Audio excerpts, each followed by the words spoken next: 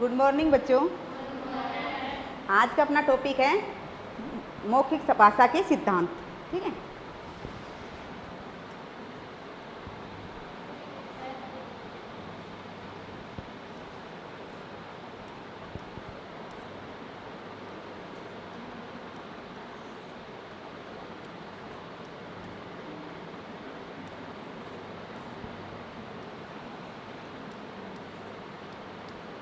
मौखिक भाषा के सिद्धांत।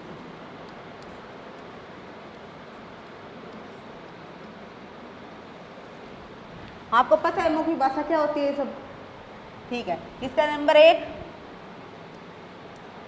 संक्षिप्तता।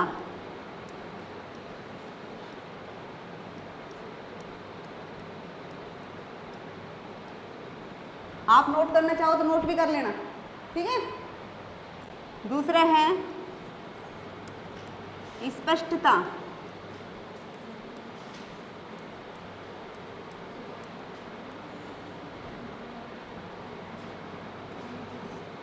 तीसरा है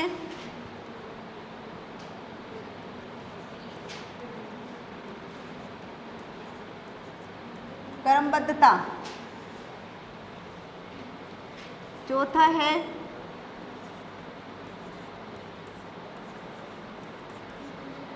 परिशुद्ध एवं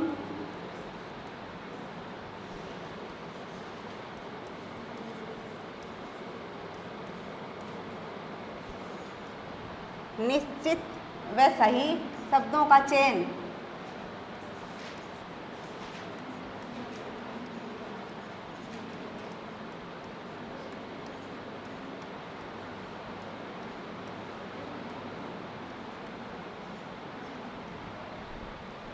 पांचवा इसमें है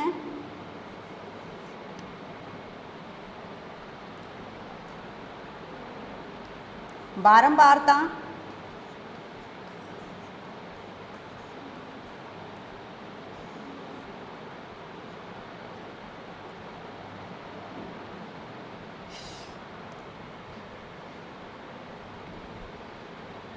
बारंबार दोहराए जाने वाले पद। ठीक है, चौथा पॉइंट था। पांचवा था ना।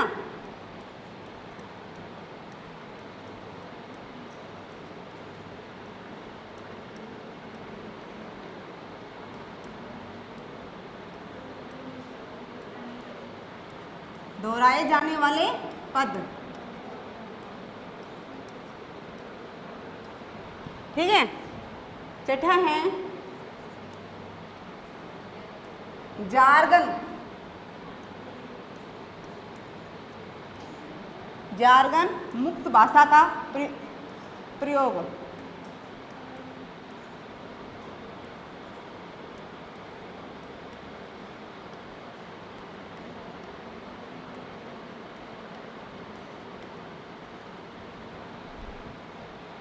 नंबर 7 है संप्रेषण।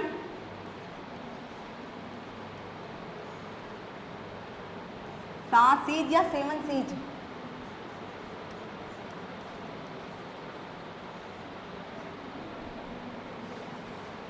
इसमें नंबर 8 है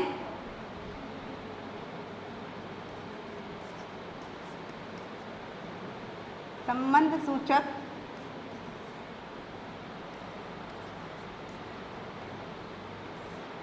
एवं विशेषण एवं क्रिया विशेषण।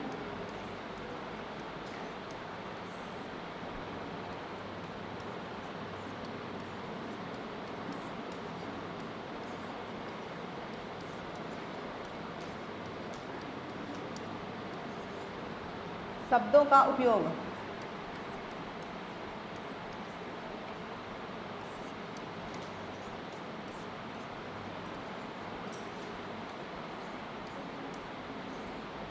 ठीक है ना, ये अपने क्या है सिद्धांत। ठीक है, अपने फर्स्ट मौखिक सिद्धांत के बारे में क्या किया था कि कौन सा था मौखिक फर्स्ट सिद्धांत? संक्षिप्तता। इसमें क्या है कि संक्षिप्त शब्द होने चाहिए, न कि ज़्यादा बड़ा होना चाहिए ना छोटे। जैसे कोई भाषण देते हैं तो लंबा भाषण खींच जाता है तो इससे बोर हो जाते हैं अपन लोग, हो जाते हैं ना, आलस से आने लग जाते हैं। तो इसलिए मौखिक भाषा में ये ध्यान रखना चाहिए कि जो हो टॉपिक जो भी कुछ हो अपना व्याख्यान करते टाइम में ना तो ज़्यादा बड़ा होना चाहिए और ना ज़्यादा छोटा। ठीक है। दूसरा क्या था? स्पष्टता। अपनी मौखिक भाषा के अंतर्गत आवाज़ अपनी स्पष्ट होनी चाहिए, घालमेल नहीं होना चाहिए, अर्थ का अनर्थ नहीं हो जाए। जैसे कोई शब्द अपन बोल दें उसका दूसरा अर्थ निकल जाए, ठीक है ना, तो उसको पहले ही अपने को भी कॉन्फिडेंस अच्छा क्लियर कर लेना चाहिए और आवाज़ स्पष्ट बुलंद आवाज़ में अपने को बोलना चाहिए। ठीक है। तीसरा अपना था क्रमबद्धता। क्रमबद्धता होनी चाहिए उसके अंदर एक, ठीक है, न कि किसी के टांग किसी के पूछ लग जाए, ऐसा शब्द नहीं प्रयोग में लेना है, उसका तारतम्यता बनी रहनी चाहिए। इसलिए अपने को मौखिक भाषा में क्रमबद्धता का अवश्य ध्यान रखना चाहिए। चौथा था बार नहीं, पांचवा था निश्चित, हाँ वो निश्चित एवं सही शब्दों का प्रयोग, परिशुद्धता। अपने प्रयोग अपनी भाषा का काम में लेते टाइम परिशुद्धता, यानी कि परिशुद्धता शब्दों पे परिशुद्धता होनी चाहिए, निश्चित और सही शब्दों का प्रयोग करना चाहिए। ठीक है। अगला है बार बार दोहराए जाने वाले पद, कि एक बार जैसे आप आम बात हो जाती है आई मीन्स, और ये कई शब्द ऐसे आ जाते हैं व्हाट, यम्मी, ये ऐसे इनको बार बार प्रयोग नहीं करना चाहिए। ठीक है। इन बार बार प्रयोग करने से मौखिक भाषा में थोड़ा अटपटा सा लगता है, ठीक है ना, तो बार बार शब्दों का प्रयोग नहीं करना चाहिए। जार्गन, जार्गन क्या होता है? जार्गन एक वर्ग बोली है ये, ठीक है, ये विधि में और रक्षा वगैरह जो होते हैं विशेषज्ञ जो होते हैं वो इसी को प्रयोग में लेते हैं। तो जार्गन मुक्त भाषा का प्रयोग करना चाहिए, जैसे विधि का कार्य करते हैं तब, या कंप्यूटर का कार्य करते हैं तब, तो इस टाइप में इस भाषा का प्रयोग किया जाता है। संप्रेषण 7 चीज, इसके अंतर्गत क्या आता है? 7 चीज आती है। एक तो है पूर्वाग्रह रहित,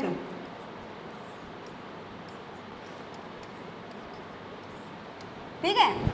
दूसरा इसमें है स्पष्ट, स्पष्ट भाषा का प्रयोग करना चाहिए, पूर्वाग्रह रहित शब्दों का प्रयोग करना चाहिए। और स्पष्ट के बाद आएगा पूर्व, जो पूरा हो, जो पूरा कार्य शब्द हो, उसका ही मौखिक भाषा में प्रयोग करना चाहिए। तीसरा इसमें है सही, सही शब्दों का प्रयोग करना चाहिए। ये 7 चीज में आते हैं, 1 2 3 4 हो गए ना।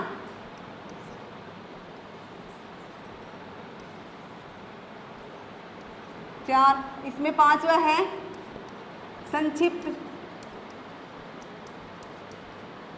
संक्षिप्त भाषा का प्रयोग करना चाहिए। 6 है यथार्थ, मूर्त या यथार्थ कुछ भी कर सकते हो।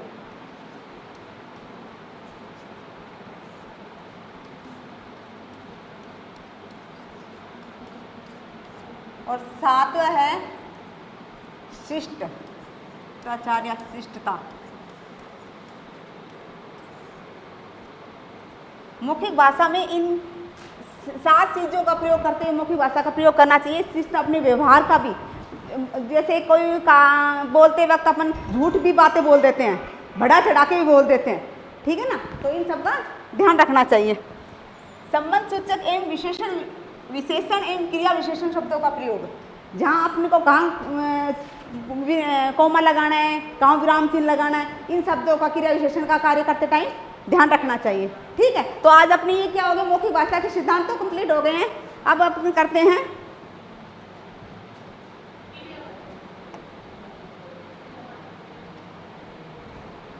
मौखिक भाषा के उद्देश्य।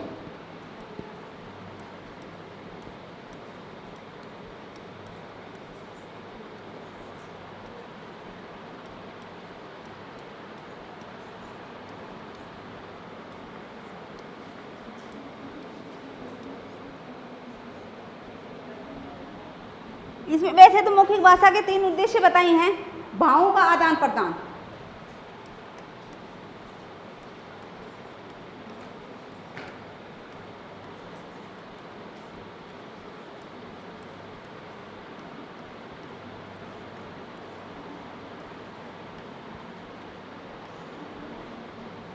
दूसरा इसमें है आत्म प्रकाशन।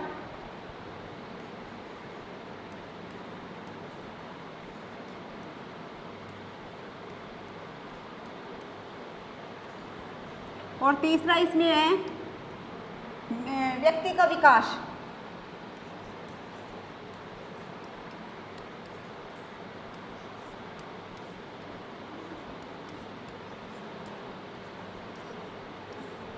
ठीक है, भावों का आदान प्रदान, अपने अपने भावों की जो अभिव्यक्ति करते हैं एक दूसरे के सामने, आदान प्रदान करते हैं, ठीक है ना। तो इसमें अभिव्यक्त करना, या भाई कोई बात बोलते हैं, अपनी भाषा मौखिक भाषा पे ज़्यादा डिपेंड होता है। कोई प्रवक्ता है, अच्छा भाषण दे रहा है, तो अपने सुनने का मन करता है, अब उसकी अभिव्यक्ति सुनते रहें। और कई ऐसे आ जाते हैं कि अपन बोर हो जाते हैं, ठीक है ना। तो उसमें अपने भावों का, अपने अभिव्यक्ति को आदान प्रदान करना। इसमें है आत्म प्रकाशन, जैसे वकील वगैरह हैं, अध्यापक है, इनका व्याख्यान अधिक, मतलब उन लोगों को ज़्यादा से ज़्यादा बोलना चाहिए या बोलने वाले होने चाहिए। वकीलों को बहुत ज़्यादा बोलना पड़ता है, टीचर वगैरह होते हैं, इनको व्याख्यान करना होता है, तो वे भी बहुत प्रवक्ता, बहुत अच्छे प्रवक्ता होते हैं, ठीक है ना। तो इसलिए आप उन्होंने अपने आत्म प्रकाशन करते हैं वो, ठीक है। अगला है व्यक्ति का विकास, व्यक्तित्व का विकास, कि भाई अपने भाषा से ही पता चल जाता है भी ये व्यक्ति कैसा है, बोली चाली से इसको आदान प्रदान करने से अपने को पता चल जाता है कि किस प्रकार से वो अभिव्यक्त करना चाह रहा है, ठीक है। उसका उतार चढ़ाव, उसकी बोलने का, जैसे उसके भाषा का है गति, लय का प्रयोग करता हुआ वो प्रयोग करेगा, ठीक है ना। तो ठीक है, आज का बेटा अपना यही समाप्त होता है।